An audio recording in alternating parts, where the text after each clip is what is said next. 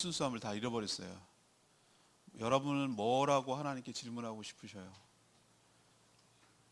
내 인생 돌리도 언제 부자 될 건가요? 뭐 이런 거 질문하고 싶으셔요?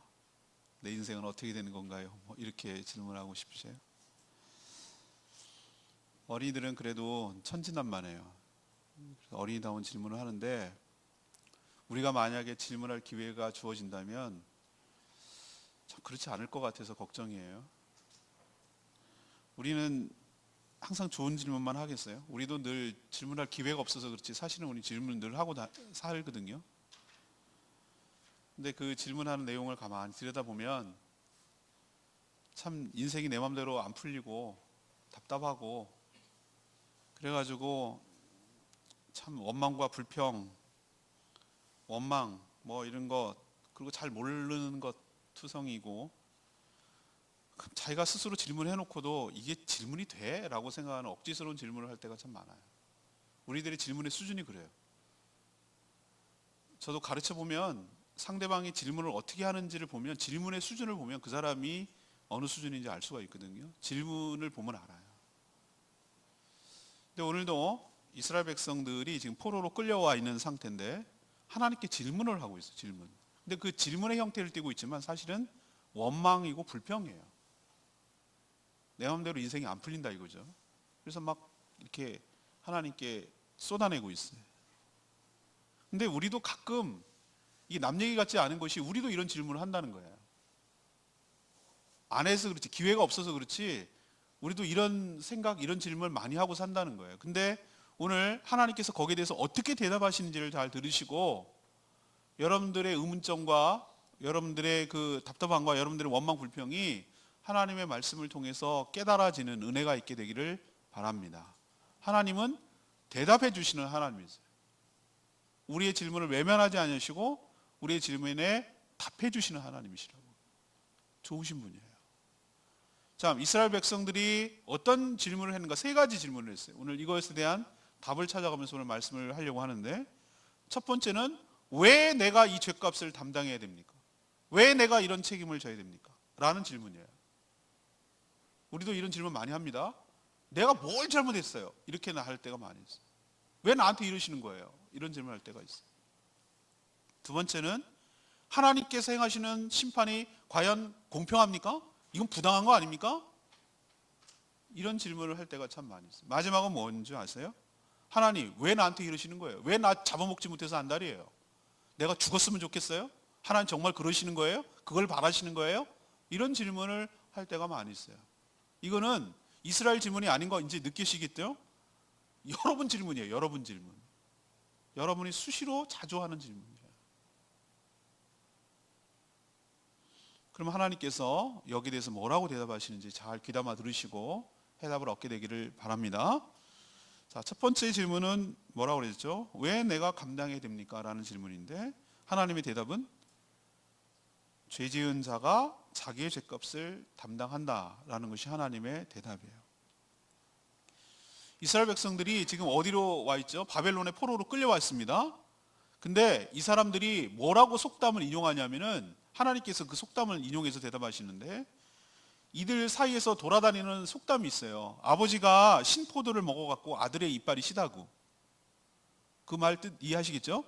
아버지가 좋은 포도 먹었으면, 달콤한 포도 먹었으면 우리 이빨이 안 실 건데, 아버지가 신포도를 먹어가지고 우리 자식인 우리가 이빨이 이렇게 시다고. 이 얘기는 뭐냐면, 이 모든 책임이 다 부모 잘못해서 그렇다고, 조상 잘못해서 그렇다고, 이런 얘기를 하는 거예요. 모든 게, 우리도 속담이 있어요. 안 되면 조상 탓한다. 모든 책임은 부모에게 있다고.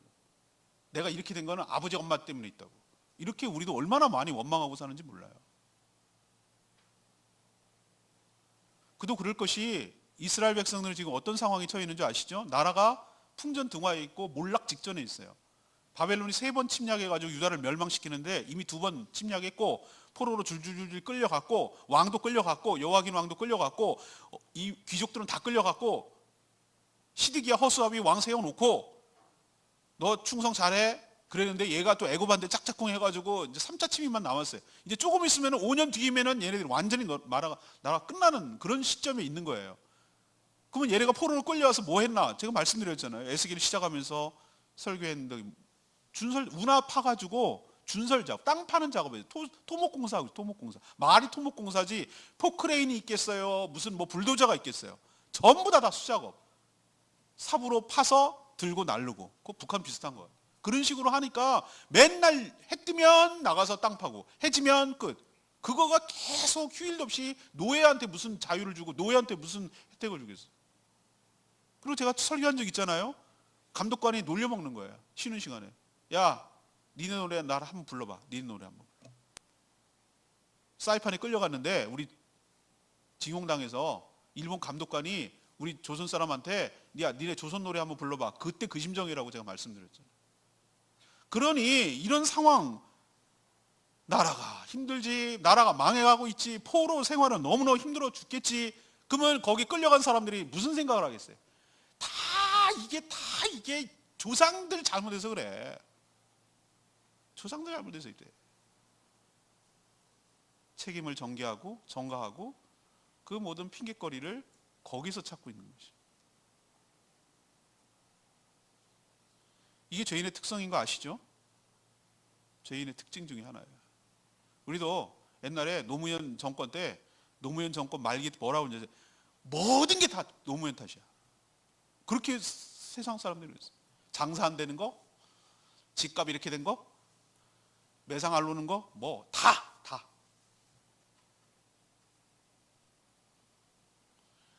이게 왜 죄인의 특성인가? 방송 온 거 지금 쓰다가 왔는데요. 내일 이제 방송할 때 그 얘기를 할 거예요. 에덴 동산에서 어떻게 했습니까? 아담과 이브가 선악과를 따먹고 하나님께서 부르고 너 왜 먹었니? 라고 물어봤을 때 뭐라고 했습니까? 아담은 하나님이 만든 저 여자가 먹으라고 그랬어요. 하와, 너는 왜 먹었어? 하나님이 만든 저 뱀이 먹으라고 꼬셨어요. 여기서 말하고 싶은 건 뭡니까? 일단 책임을 전가하고 있고 최종적으로 누구에게 지금 전가하고 있습니까? 하나님께 전가하고 있는 거예요. 모든 불만과 원인은 다 어디로 귀결되냐면은 하나님 책임이라는 거예요. 하나님 다 아시잖아요. 하나님 모든 걸 행할 수 있는 능력 있는 분이잖아요. 근데 왜 이렇게 되는 거예요? 다 하나님 탓 아니에요? 하나님 책임 아니에요? 이게 죄인의 특성 중에 하나라고. 하나님의 대답은 무엇입니까? 20절에 나오죠. 하나님은 명쾌하게 대답하세요. 20절 이렇게 됩니다. 범죄하는 그 영혼은 죽을지라. 이게 하나님의 대답이에요. 죄 지은 그 영혼이 죽을 뿐 부모의 죄가 자식에게 전가되는 것도 아니고 자식의 모든 허물과 죄가 부모의 책임으로 돌려지는 것도 아니라는 거예요. 20절에 그렇게 나오잖아요. 아들은 아버지의 죄악을 담당하지 아니할 것이요 아버지는 아들의 죄악을 담당하지 아니하리니 의인의 공의도 자기에게로 돌아가고 악인의 악도 자기에게로 돌아가리라. 이 얘기는 뭐냐면은 자기가 잘못한 것에 대한 자기가 책임을 지는 것이지 누구 때문이 아니라는 거예요. 하나님께서는. 부모가 선해도 자식이 악하면 죽고 부모가 악해도 자식이 선하면 자식은 살게 된다라는 거예요. 그러니 내가 일어나고 있는 내 주변에서 지금 일어나고 있는 모든 것들을 누구 책임으로 돌리지 마라? 부모나 조상이나 환경이나 상황 탓하지 말고 궁극적으로 이 모든 상황을 다 알고 계시고 조장할 수 있고 행할 수 있는 하나님 탓하지 말라고. 자기가 저지른 죄악 때문에 자기가 당하고 있는 것이라.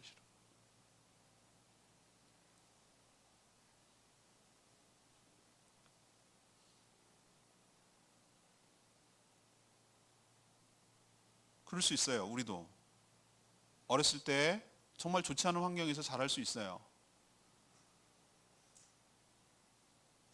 짝부모, 편모 이렇게 가정에서 자랄 수도 있고요. 정말 지지리도 가난한 환경에서 자랄 수도 있어요. 근데 성인이 되어서 자기가 스스로 자기 삶을 책임질 나이가 됐는데도 불구하고 계속해서 그렇게 핑계 대는 사람이 있더라고요. 비겁한 거예요. 그러면 모든 불우한 환경에서 자란 사람은 모두 다 인생이 망가져야 되고 모든 인생이 전부 다 불행해야 되고 그렇습니까? 아니잖아요. 안 그렇잖아요. 그렇지 않은 사람은 제가 되라 그러면 10명 이상도 될 수 있어요. 제 주변에도 참 많아요. 제 신대원 동기 목사님들 가운데, 선교사님 가운데도 얘기를 이제 같이 친하게 지내다 보면 그 자기가 어떻게 살아왔는지 얘기를 잠깐 듣게 되잖아요. 누가 봐도 저렇게 살 수 없는데, 근데 정말 부유하게 정말 아무런 어려움이 없이 잘 살아온 집의 자녀 같아요. 은혜죠. 하나님께서 거듭나게 하셨죠. 그 사람의 삶을 구김살 없이 자라도록 그렇게 만든 것이 정말 은혜죠. 그런데 부모가 잘못 만나고 막 이렇게 해서 그 사람의 인생이 망가져지는 않는다는 사례를 제가 얘기하려는 거예요. 자, 그럼 거꾸로 갑시다. 정말 좋은 집에서 부유한 가정에서 정말 부모님 잘 만나가지고 자란 아이들이 항상 성공합니까? 아니잖아요. 아니라고요. 자기 삶은 자기가 책임지는 것이에요. 누구 탓할 것 없어요. 오늘 하나님께서 분명히 뭐라고 그래요? 부모가 악할지라도 자식이 공의를 행하고 선을 행하면 그 살게 될 것이다. 그러니 부모 잘못 만났다고, 조상 잘못 만났다고, 내가 정말 어려운 환경 속에 내가 처해 있다고, 그래서 내가 이 모양 이 꼴로 사는 거라고 숨지 마세요. 핑계하지 말고 합리화하지 마세요. 자기 삶은 자기가 책임지는 거라고 오늘 하나님이 대답하고 있는 거예요. 오늘 하나님께서 첫 번째로 이 질문을 얘기하는 거예요. 왜 내가 이렇게 살아가야 돼요? 이거 다 부모님 탓 아니에요? 환경 탓 아니에요? 라고 말하고 있는 첫 번째 대답은 안 그렇다는 거예요. 안 그렇고 자기 삶은 자기가 책임지는 것이지 누구 탓하지 말라고 라는 것이 하나님의 첫 번째 질문에 대한 대답이에요. 여러분도 자기의 어려움과 모든 삶을 다른 사람에게 전가시키고 핑계대고 합리화하고 책임 전가하고 그렇게 비겁하게 살지 않기를 원합니다. 자기 삶은 자기가 책임지는 것이에요. 누가 그러더라고요. 50세가 넘고 그러면은 자기 얼굴에 대해서 자기가 책임을 져야 된다. 참 무서운 말이에요. 그죠? 10대 때는 그럴 수 있어요. 부모의 슬하에서 지내야 되고 그럴 수 있는데, 이제는 나이가 들어서 자기가 어느 정도 나이가 찼는데도 불구하고 자기 얼굴이 어떻게, 여러분 느껴지세요? 얼굴 이렇게 쳐다보면 느껴지시죠? 삶이 느껴지지 않으세요? 그렇죠? 우리 재윤우 목사님 나이가 많다고 참 지금 귀가 가려우실 것 같은데, 저보다 젊다고 그래서 나랑 비교하잖아요. 저보다 2살이나 어려요. 깜짝 놀라셨죠? 네. 재윤우 목사님이 저보다 어리다고. 자, 그러면 자기의 삶에 대해서 책임을 져야 되는 거예요. 자, 무슨 얘기냐면은 딱 보면은 막 얼굴을 이렇게 인상을 찌푸리는 분은 하도 자기가 그렇게 살아왔으니 여기가 푹 이렇게 패였어. 자기가 어떻게 인상을 짓느냐에 따라서 자기 모양이 형성되는 거잖아요. 이게 입꼬리가 올라가고 이렇게 늘 심술보가 이렇게 나와 있는 사람은 어떻게 살았는지 알겠죠? 그죠? 그리고 여기에 이마살을 찌푸리는 사람은 여기가 푹 패여 있는 거 아시겠죠? 젊었을 때는 그게 안 나타나요. 근데 점점 지나면서 자기가 살아온 인생의 이력을 얼굴에서 드러내는 거예요. 그걸 갖다 누구를 핑계를 대겠어요? 이게 내가 이렇게 된 게 마누라 잘못 만나서, 비겁한 변명입니다. 내가 이 꼴로 사는 게 다 저 남편 잘못 만나서, 비겁한 변명입니다. 내가 부모만 잘만 만나가지고 내가 공부만 잘했어도 이 꼴은 비겁한 변명입니다. 공부 못해도 행복하게 살아가는 사람도 얼마나 많고요. 부모 잘 만나도 망가진 사람들이 많다고 말씀드렸죠. 자기 얼굴은 자기가 책임지는 것이 누구 핑계 댈 이유가 없다는 거예요. 여러분도 자기 삶에 자기가 책임지며 살아가는 저와 여러분 되기를 소망합니다. 하나님께 원망하지 말고요. 두 번째 질문이 이거예요. 불공평하다는 거죠. 근데 하나님은 니네가 은혜로 구원을 얻었으니 나의 판단과 나의 구원은 뭐하다? 공평하다. 불공평한 게 아니다라는 거예요. 하나님께서 21절에 보면 뭐라고 얘기했냐면은, 악인이 만일 그 행한 모든 죄에서 돌이킨다면, 회개하는 거죠. 돌이킨다면 돌이켜서 떠나서 내 모든 율례를 지키고 공의와 정의를 지키면 행하면 뭐하고? 반드시 죽지 않을 것이다. 이게 하나님의 판단이에요. 하나님의 심판이라고요. 근데 거꾸로 22절. 그 범죄한 것이 하나도 이거는 계속 연결되는 거군요. 기억나지 않고 그가 행한 공의로 살 거다라고 하셨어요. 하나님께서. 그러니까 망나니로 살다가 회심하고 정신 똑바로 차리고 막판에 뒤에 후반전에는 정말로 하나님의 뜻 가운데 살게 되면 하나님께서 살려줄 거라는 거예요. 근데 23절 거꾸로. 24절이군요. 만일 의인, 이번에 거꾸로 케이스입니다. 24절에 만약에 의인일지라도 돌이켜서 공의에서 돌이켜서 떠나서 범죄하고 악인이 행하는 모든 가증한 일대로 행하면 살겠냐? 죽는다는 얘기죠. 그가 행한 모든 공의로운 일은 하나도 기억이 되지 아니하리라. 그가 그 범한 허물과 그 지은 죄로 뭐하리라? 죽으리라고 그랬어요. 이게 하나님의 판단이에요. 여기에 대해서 시비를 거는 거예요. 사람들이. 부당하다는 거죠. 뭐가 부당하다고 그러냐면 사람들이 이렇게 얘기하는 거예요. 하나님, 아니 제가 저렇게 초반에 저렇게 억만으로 망나니로 살았는데 쟤를 살려준다고요? 말도 안 돼. 이거는 하나님, 이건 부당한 거예요. 잘못된 판단이에요. 또 거꾸로, 하나님 너무하시네. 그래 초반에는 잘 살았잖아요.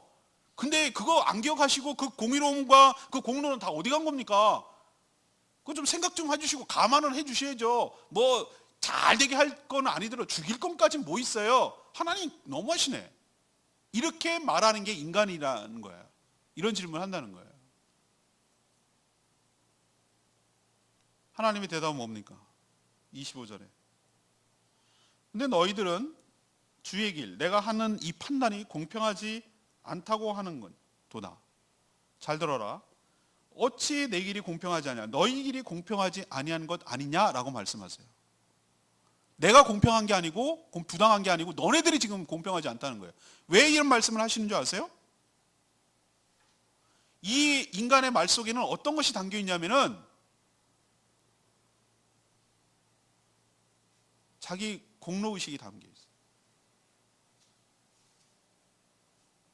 여러분들이 하나님께 구원을 받는 것은 여러분의 무엇 때문이 아니라 하나님의 은혜 때문인 줄로 믿습니다.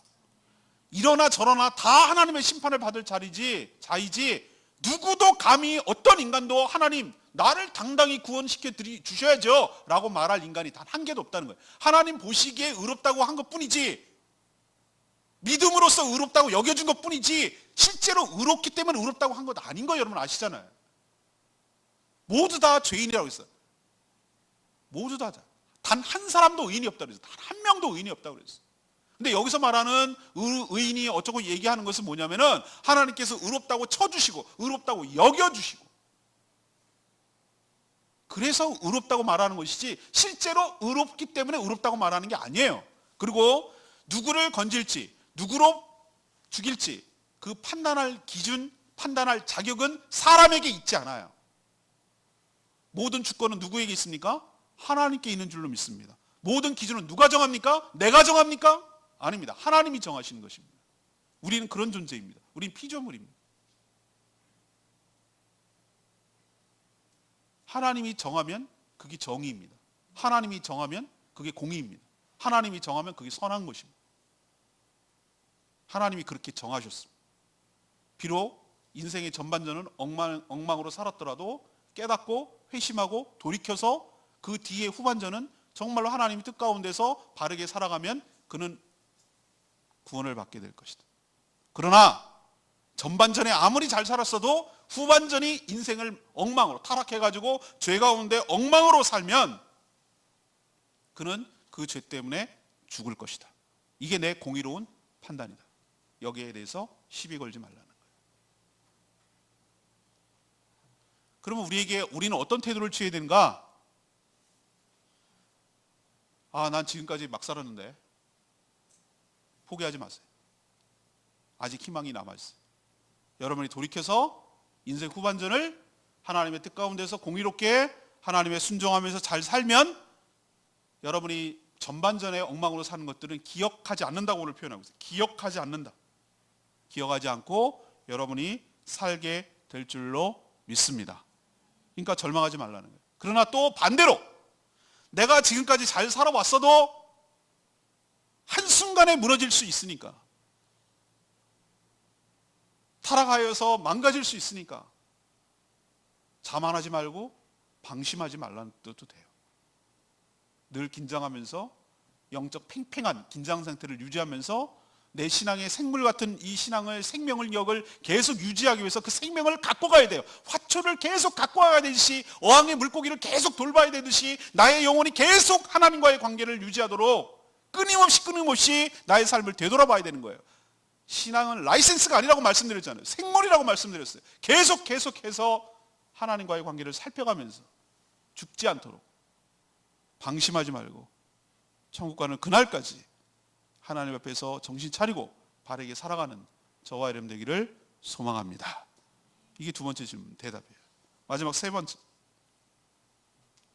하나님께서 이스라엘 백성들이 불평불만하는 것들이 하나님은 참 우리가 죽는 걸 즐겨 하신다고 맨날 협박을 일삼고 껄핏하면 죽이려고 그런다고.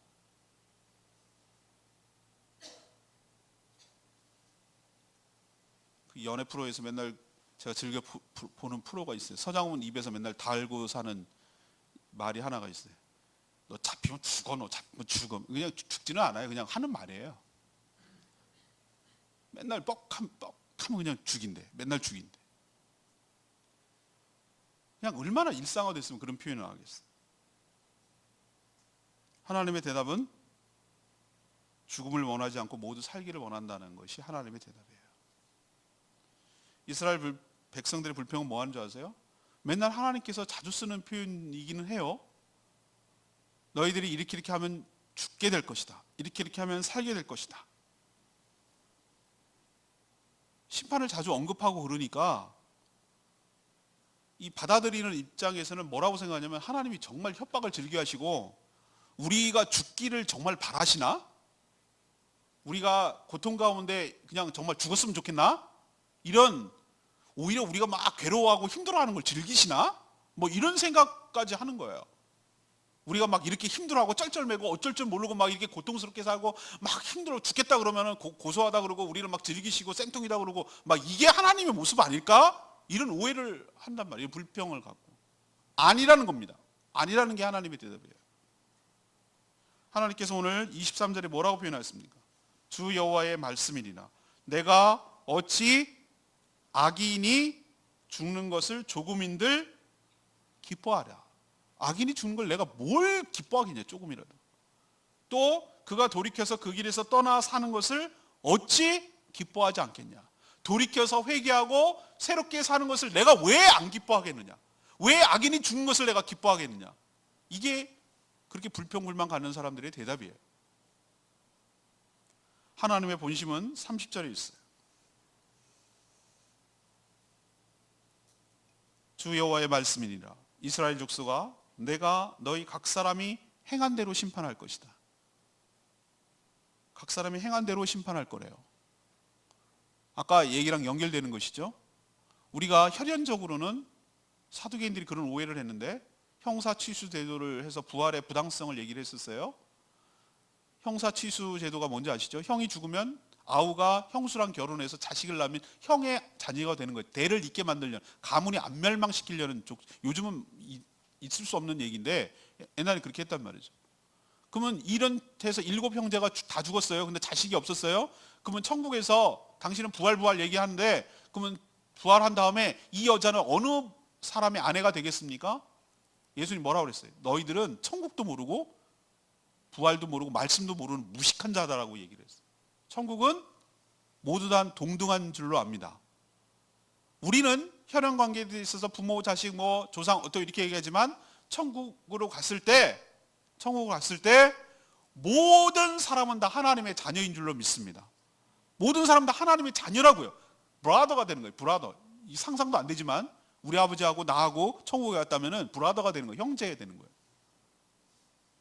여기랑 똑같지 않단 말이에요. 동등한 가치를 가지고 동등한 영혼이란 말이죠. 천국은 그런 곳이에요. 더 이상 번식하고 더 이상 뭐 확장할 이유가 없으니까, 이미 결정된 거니까. 천국에 가서는 더 이상 생명이 더 늘릴 이유가 없는 거잖아요. 더 번성해야 될 이유가 없는 거잖아요. 그냥 그걸로 끝이잖아요. 그러니까 다 형제 자매로 지내는 거란 말이에요. 좀 상상이 안 되죠? 좀 이상할 것 같죠? 근데 그게 사실이에요. 범죄한 그 영혼이 죽는다고. 그러니까 누구 탓하지 말라는 얘기도 하시면서 하나님께서 지금 본심을 얘기하는 거예요. 너희는, 그러니까 자기가 지은 죄 때문에 당하는 거니까 너희는 돌이켜 회개하고 모든 죄에서 떠나라. 그 죄가 너희가 살아가는데 걸림돌이다. 그것을 치우지 않으면 너희들은 계속 그 죄악을 뿌리 뽑아서 버리지 않으면 그 돌에 계속 걸려 넘어진단 말이에요. 너희들이 회개하고 그 죄를 청산하지 않으면 그 죄 때문에 계속 너희들의 인생이 걸려 넘어진다고. 하나님께서 아주 적절한 표현을 하셨어요.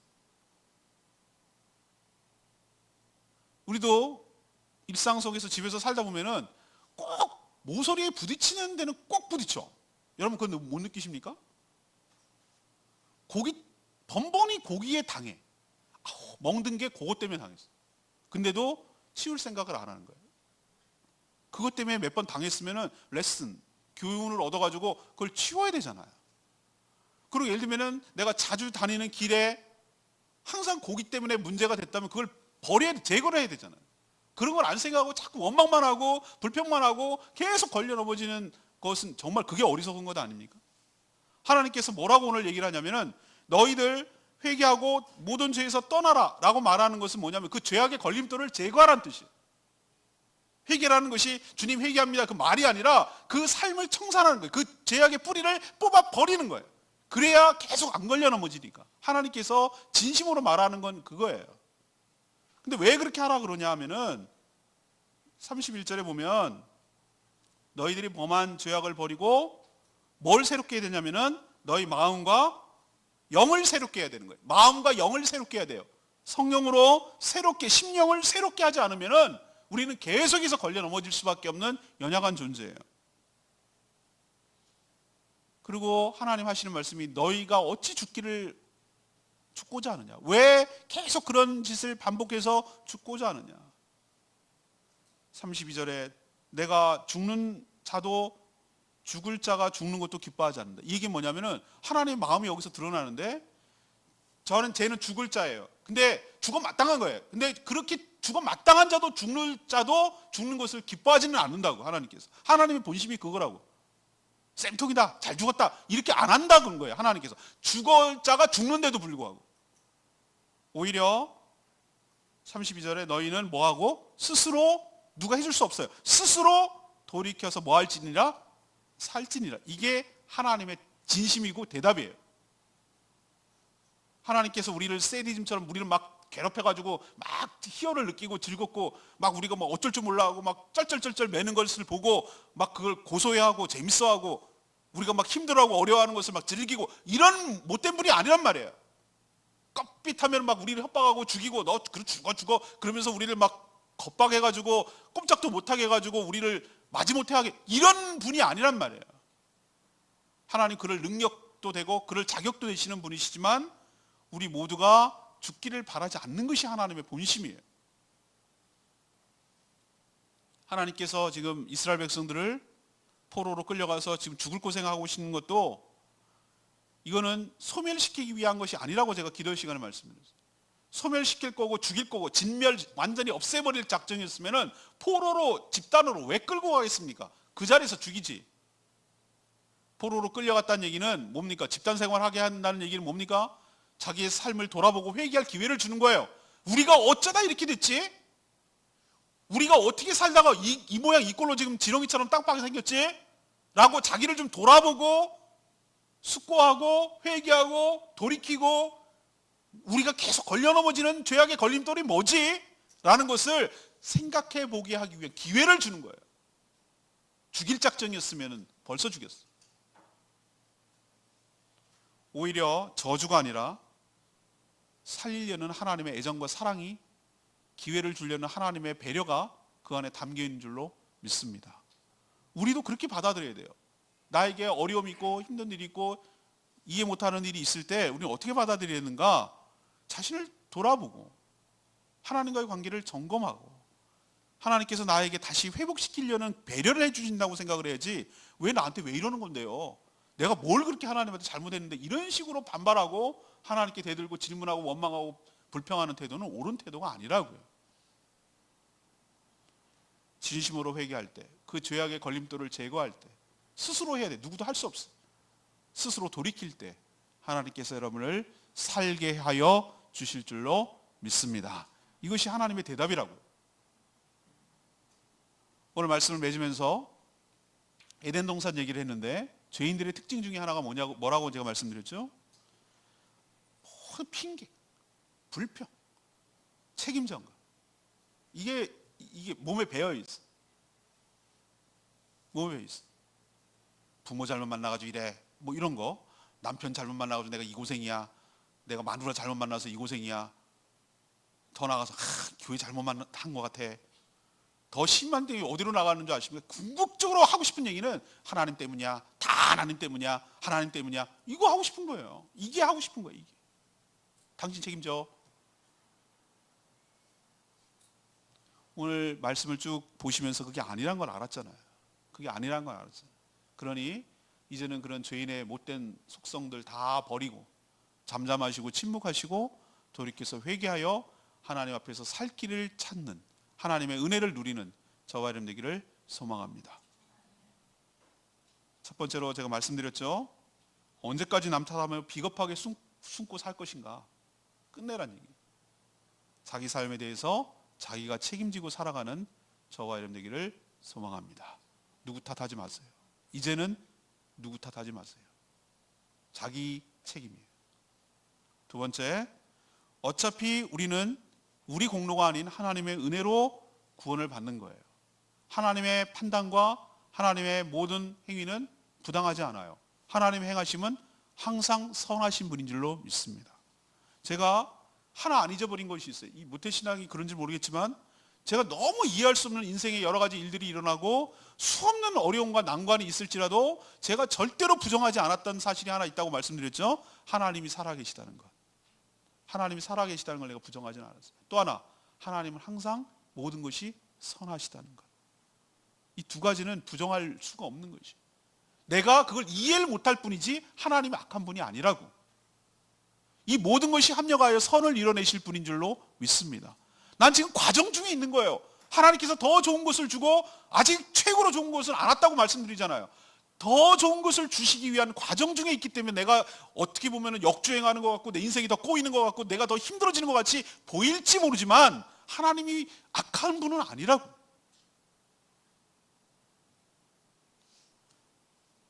하나님의 판단과 하나님의 심판은 그러니까 부당한 것이 아니라고.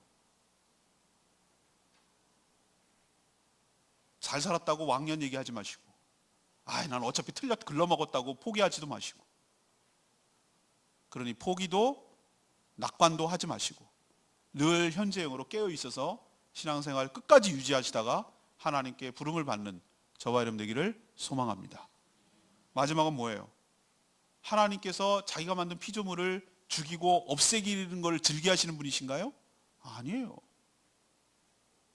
우리는 자기와 연관된 것들 소중히 여기는 거 여러분 아시잖아요. 왜 자식이 이쁩니까? 내 자식이니까 그렇지. 그렇죠? 내 피부치니까 그렇지. 나랑 관련 없으면 그 정도 애정이 나오겠어요? 오늘도 내가 작품을 겁니다만 3점을 출품을 했는데, 제가 손으로 그 현장에 가가지고 고민하다가 몇십 장, 몇백 장 찍은 것 중에 하나를 고른 거예요. 이게 가장 좋겠다고 해가지고 수많은 1년 동안 돌아다니고 모으고 검사받고 숙제 검사하듯이 이렇게 받고 해가지고 이게 좋겠습니다라고 선생님이 요걸 3점을 내라고 그래가지고 그걸 내는 거예요. 여러분, 멋있네요. 저한테는 그 작품이 멋있는데 이 정도가 아니에요. 왜 그렇죠? 제 분신과도 같고 제 그런 느낌이 있잖아요. 꼭 자식 같은 느낌이 드는 거예요. 그래요. 작가들은 그래요. 시를 쓰는 사람도 그렇고 그림을 그리는 사람도 그렇고 그 자기가 작곡한 작품도 그렇고 모든 게 그런 느낌이에요. 소중해요. 저는 그걸 확대시키면 하나님이 우리를 그렇게 여기지 않을까요? 자식들이 많은데 얘는 아닌가요? 얘는 이래서 이쁘고 얘는 이래서 이쁘고 얘는 이래서 귀하고 얘는 이래서 귀하고 다 다르기 때문에 더 귀하지 않나요? 근데 우리는 왜 자꾸 하나님을 오해하죠? 날 하나님이 싫어하는 것 같아. 나는 이 땅에 태어나야 되는지 말았어야 되는 것 같아. 나한테는 좀 별 관심이 없나? 왜 나한테만 이러는지 모르겠어. 그렇게 하나님을 오해하지 않기를 원합니다. 하나님 여러분 잘 되기를 바라신 줄 압니다. 여러분이 살기를 바라는 줄 믿습니다. 여러분 망가지기를 원하는 분이 하나님이 아니시라고요. 여러분이 잘 되는 것을 기뻐하시는 것이 하나님이에요. 그러려면 철저하게 회개하고 돌이켜서 살 길을 찾는 저와 여러분 되기를 소망합니다. 저는 오히려 이렇게 생각합시다. 하나님께서 심판하여서 죽일 사람들 보면 오죽하면 그럴까? 오죽하면 그렇게 기회를 주고 그렇게 설득하고 그렇게 했는데 오죽하면 죽일까? 이렇게 생각해야지 하나님께서 겁박해가지고 뻑 하면 죽인다고 이런 식으로 하나님을 매도하고 오해하는 건 결코 하나님을 제대로 모르는 거예요.